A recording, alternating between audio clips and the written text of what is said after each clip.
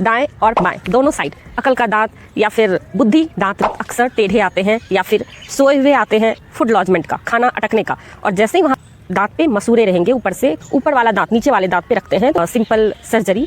जो प्रोसेस क्या है विजडम टूथ निकलवाने का, पेन है, इन्फेक्शन है, उसको कैसे रिकवर किया जाए। बहुत ध्यान रहे 24 घंटे के बाद प्रेफरेबली मेडिसिन। क्या विजडम टूथ निकालना पेनफुल होता है कि कितना टाइम लगता है विजडम टूथ एक्सट्रैक्शन से रिकवर होने में? क्या हर विजडम टूथ को निकालना पड़ता है?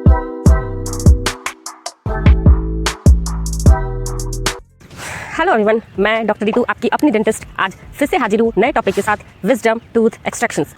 आज हम इस टॉपिक के अंदर जानेंगे विजडम टूथ एक्सट्रैक्शंस क्या है, विजडम टूथ कब निकालना होता है, किस किस कंडीशंस में हमें विजडम टूथ निकालने की ज़रूरत पड़ती है, विजडम टूथ निकालने का प्रोसेस क्या होता है, दांत निकालने के बाद क्या क्या सावधानियाँ बरतनी पड़ती है, दांत निकालने के बाद इसकी देखभाल कैसे करनी होती है, और इससे जुड़े कुछ कॉमन क्वेश्चंस और उसके आंसर्स। तो चलते हैं पहले सवाल के ऊपर, विजडम टूथ क्या है?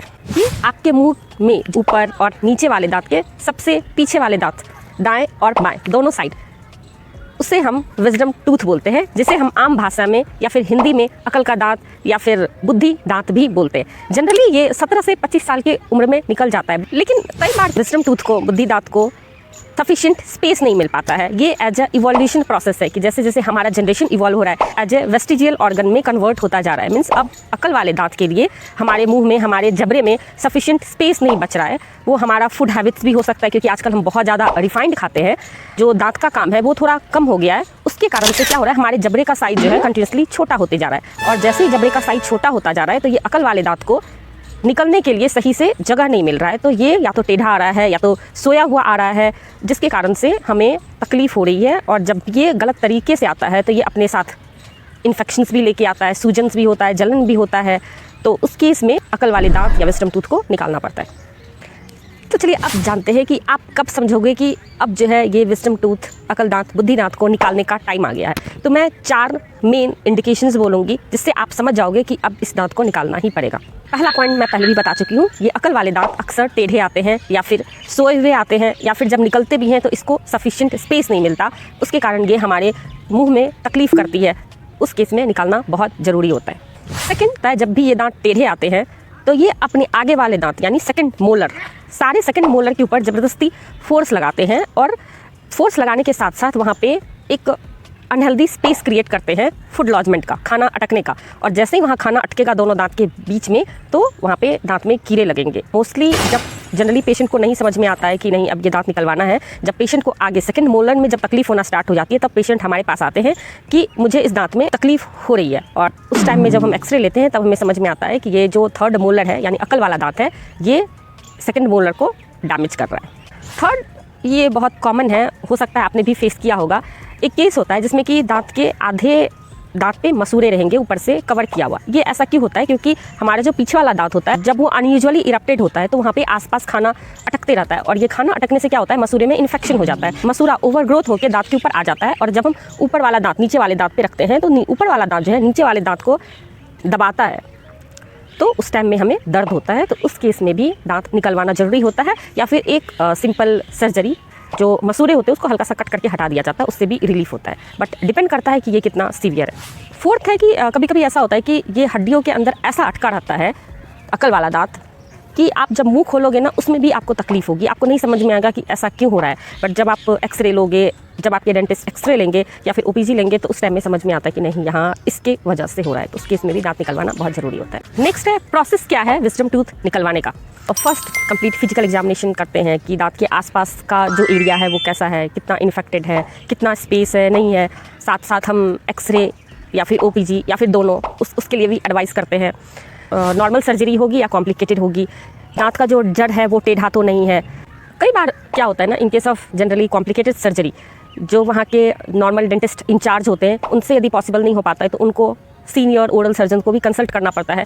तो बेसिकली जब भी हम नॉर्मल चेकअप करते हैं तो हम इस खास बात का ध्यान रखते हैं, यदि पेशेंट को किसी तरह का इन्फेक्शन है तो उस केस में दांत निकाला जा सकता है या नहीं, या फिर पेशेंट को पर्टिकुलरली किसी एंटीबायोटिक का डोज चाहिए, उसके बाद हम दांत निकालेंगे। इन सब चीज़ों को एक बैलेंस तरीके से देखा जाता है कि क्या करना है, नहीं करना है। ये इमीडिएटली भी हो सकता है या फिर 2-3 डेज़ के बाद भी हो सकता है, डिपेंड ऑन आपके डेंटिस्ट के ओपिनियन से, आपके केस के ओपिनियन से उस केस में। सेकेंड है एनेस्थीसिया। जिस एरिया में दांत निकालना है वहाँ पे एनेस्थेटाइज किया जाता है। जब एनेस्थीसिया काम करने लगता है तो फिर उसके बाद दांत निकालने का प्रोसेस होता है। उसके बाद जनरली इंस्ट्रक्शंस दिए जाते हैं। यदि आपको दांत निकालने के बाद सूचर्स दिया गया है तो सूचर्स कब निकालना है या फिर सूचर्स नहीं निकालना है।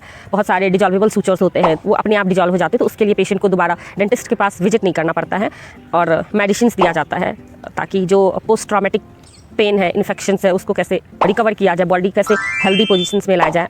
नेक्स्ट है आपको किस तरह से देखभाल करना चाहिए विजडम टूथ एक्सट्रैक्शंस के बाद, अकल वाली दांत निकालने के बाद। तो उसमें सबसे पहला नंबर आता है, आपको सर्जरी खत्म होने के बाद या फिर दांत निकालने खत्म होने के बाद आपको पेन किलर लेना है। क्योंकि क्या होगा, जैसे ही आपका जो दांत निकाला जाता है वो एनेस्थीसिया के इफेक्ट में निकाला जाता है। जैसे जैसे एनेस्थीसिया का इफेक्ट कम होगा आपको दांत का दर्द स्टार्ट हो जाएगा।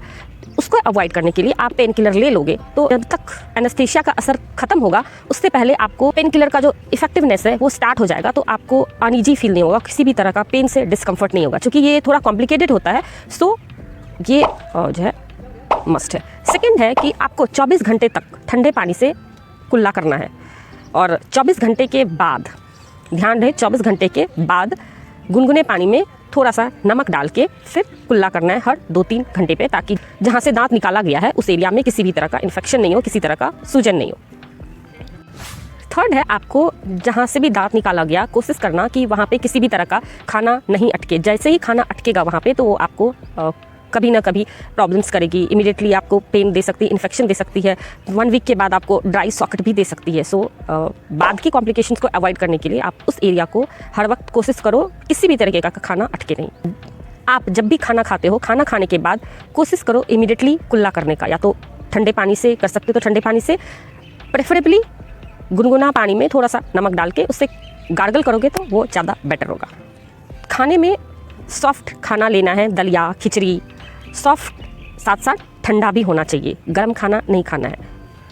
हार्ड खाना और तीखा, चटपटा, मसालेदार इस तरह के खाने को भी मिनिमम 3 to 4 डेज़ के लिए अवॉइड करना है। और कोशिश करो रेस्ट लेने का, किसी भी तरह का स्ट्रेस नहीं लेना है, क्योंकि जैसे ही आप स्ट्रेस लोगे तो कॉर्टिसोल हार्मोन रिलीज होगा बॉडी में और वो जो एक हील होने का होता है, घाव को जल्दी, घाव सूखने में, घाव को भरने में थोड़ा टाइम लग जाएगा, इसलिए स्ट्रेस नहीं लेना है। यदि आपको स्मोकिंग करने की आदत है, किसी भी तरह का टोबैको लेते हो या फिर बीड़ी, सिगरेट, खैनी, किसी भी तरह का कुछ भी आपको बैड हैबिट्स है तो उसको भी अवॉइड करना है।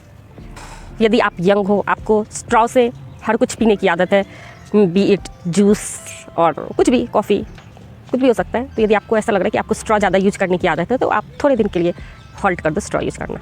लास्ट और बहुत इंपॉर्टेंट, मेडिसिन्स समय पे लेना है। मेडिसिन्स आपको आपके डॉक्टर्स जो मेडिसिन्स बताए हैं और जैसे बताए हैं सेम वैसे ही लेना है। तो चलिए बात करते हैं सबसे पहले सवाल के ऊपर। सबसे ज़्यादा पूछे जाने वाले सवाल है कि क्या विजडम टूथ निकालना पेनफुल होता है?